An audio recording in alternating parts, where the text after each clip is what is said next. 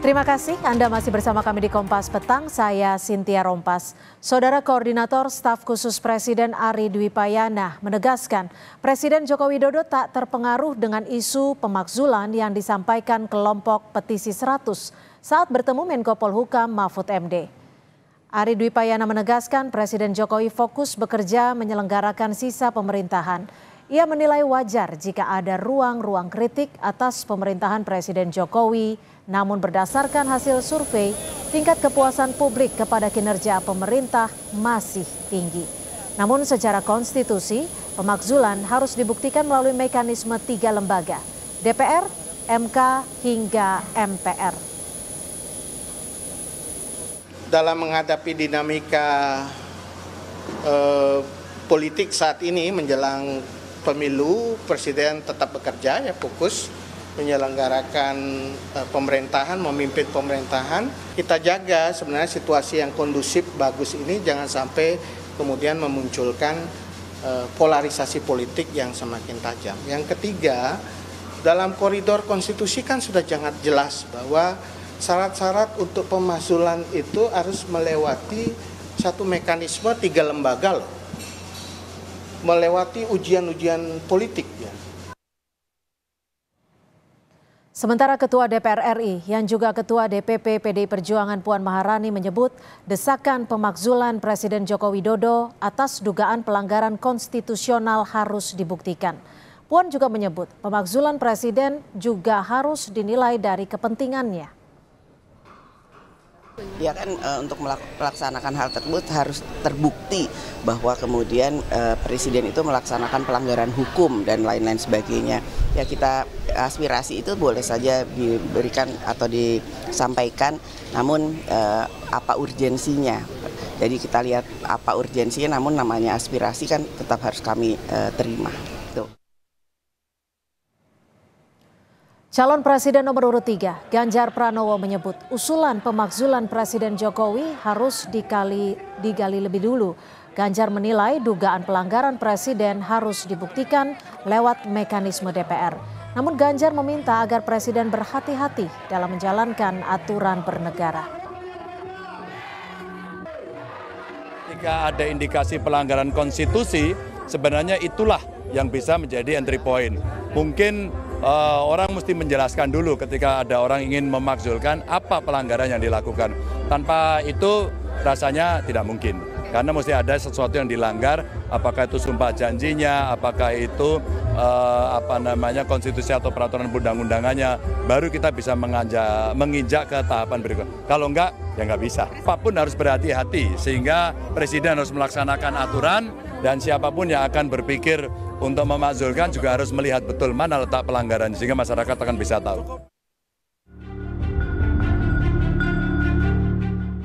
Sumpah seorang presiden itu dimulai dengan demi Allah, saya akan melaksanakan kewajiban ini sebaik-baiknya dan seadil-adilnya. Kalau tidak adil melanggar sumpah itu.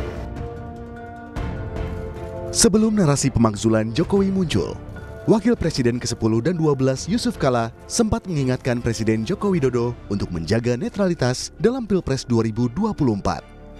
Wacana pemakzulan disampaikan oleh Petisi 100 yang juga menyoroti dugaan kecurangan dalam proses pelaksanaan pemilu 2024. Mereka menyampaikan hal ini kepada Menko Polhukam Mahfud MD.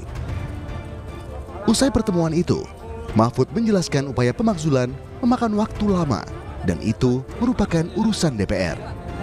Nah ini semua tidak mudah karena dia harus disampaikan ke DPR. DPR yang menuduh itu mendakwa, melakukan impeach itu namanya, impeach itu pendakwaan. Itu harus dilakukan oleh minimal 1/3 anggota DPR, dari 575 1/3 berapa? Dari 1/3 ini harus 2/3 hadir dalam sidang. Dari 2/3 yang hadir harus 2/3 setuju untuk pemakzulan. Kalau DPR setuju nanti dikirim ke MK. Apakah putusan DPR ini benar bahwa Presiden sudah melanggar? Nanti MK sidang lagi lama.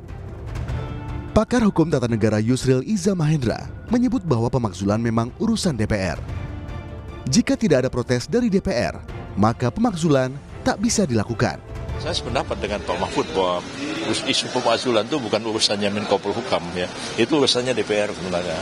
Lebih baik mereka datang ke DPR dan lihat apa reaksi dari fraksi-fraksi DPR terhadap kemungkinan ada intervensi dari Presiden terhadap putusan Mahkamah Konstitusi nomor 90. Ya, kalau itu bisa jadi pemakzulan memang. Kalau ada angket dilakukan, lalu kemudian akhir dari angket itu kan adalah pernyataan pendapat di DPR. Kalau DPR berpendapat Presiden melakukan apa misalnya perbuatan tercela menjadi dasar bagi impeachment. Tak hanya soal wacana pemakzulan, Jokowi sebelumnya pekan lalu juga digugat ke Pengadilan Tata Usaha Negara karena dinilai telah melakukan nepotisme untuk membangun dinasti politik yang bertentangan dengan konstitusi. Tim Liputan Kompas TV.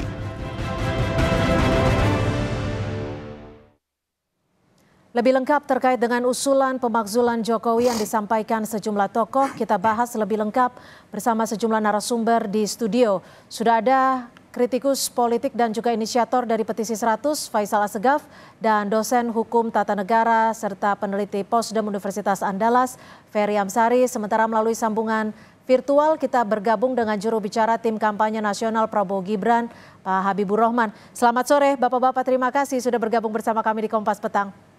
Terima kasih. Selamat sore. Baik, Pak Faisal, langsung. Kenapa mengusulkan diperlukan adanya pemakzulan terhadap Presiden? Kenapa? Ya. Gelombang yang mengusulkan pemakzulan ini bukan baru. Tapi ini satu akumulasi yang terus-menerus terjadi sejak bulan Juni tahun 2023. Dan kemudian pada tanggal 7 Desember, kawan-kawan petisi 100 itu sudah menemui pimpinan, mendatangi DPR dan MPR menyampaikan surat resmi. Surat resmi ke DPR? DPR dan MPR. Okay. Ada 10 alasan mereka di sana terkait dengan masalah KPK yang dianggap intervensi kekuasaan Jokowi. Kemudian masalah-masalah perampokan sumber kekayaan alam, kekacauan hukum. Terus yang paling puncaknya adalah ketika Presiden Jokowi mengumumkan secara terbuka di ruang publik akan melakukan praktek politik cawe-cawe yang kemudian menimbulkan goncangan besar karena tersirat di sana Presiden ingin melakukan intervensi terhadap pemilu 2024. Nah, jadi pemakzulan ini bukan sesuatu yang baru. Hanya saja pada tanggal 9 kemarin saya mencoba untuk menjembatani kawan-kawan dari Poros Transisi Indonesia dan Petisi 100 dan beberapa pakar hukum, kemudian juga ada guru besar, para akademisi purnawirawan untuk bertemu di jantung kekuasaan Jokowi, yaitu Menko Polhukam. Karena komunikasi saya secara pribadi dengan Pak Mahfud mempersilahkan. Dan kita mempersilahkan dalam artian? Kita di sana berbicara mengevaluasi tentang situasi bernegara. Karena ada kecemasan, keresahan, munculnya begitu masif kecurangan pemilu yang meloloskan kepentingan dinasti politik Jokowi. Dengan hancurnya MK, kemudian berimbas adakan proses persidangan DKPP di KPU menggugat Gibran. Dan rangkaian-rangkaian masalah, itu diskusinya panjang. Dan ada satu hasil survei dari Pemuda ICMI yang baru dipublish, itu menyebutkan jika pemilu ini diintervensi oleh Jokowi, oleh dinasti politik, daerah-daerah itu akan minta referendum dan merdeka. Ditahan sampai di situ, artinya tahun 2023 akhir sudah mengajukan ke DPR, MPR, dan akhirnya awal Januari ini kan, tanggal 9 ke Pak Mahfud. Dan isu menyangkut pemakzulan itu satu saja pendapat. Kalau semua masalah intervensi kekuasaan ini tidak bisa diselesaikan, maka ada yang tersedia hak rakyat menggunakan konstitusi untuk memakzulkan Presiden Jokowi. Baik, saya ke Pak Habibur Rahman. Pak Habib, bagaimana merespon terkait dengan hal ini? Akhir tahun lalu sudah ke DPR, MPR, dan akhirnya bertemu dengan Mahfud MD. Respon Anda? Bukan hanya ini, sebelumnya Saudara Masinton juga kan terkait soal tuduhan intervensi dan lain sebagainya terhadap MK misalnya. Masinton pernah menyampaikan adanya usulan hak angket ya DPR ya. Kita nggak tahu, setahu saya yang tanda tangan baru Pak Masinton sendiri ya.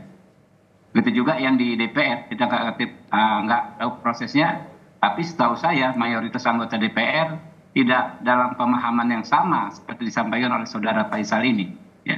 Itu mungkin Saudara Faisal bisa tanyakan lagi ke DPR seperti apa. Tapi kalau lihat prosedurnya nanti menurut saya sebagian besar ya, saya sudah cek ke teman-teman berbagai fraksi, jauh sekali dari yang namanya situasi memungkinkan terjadinya pemakzulan terhadap Pak Jokowi.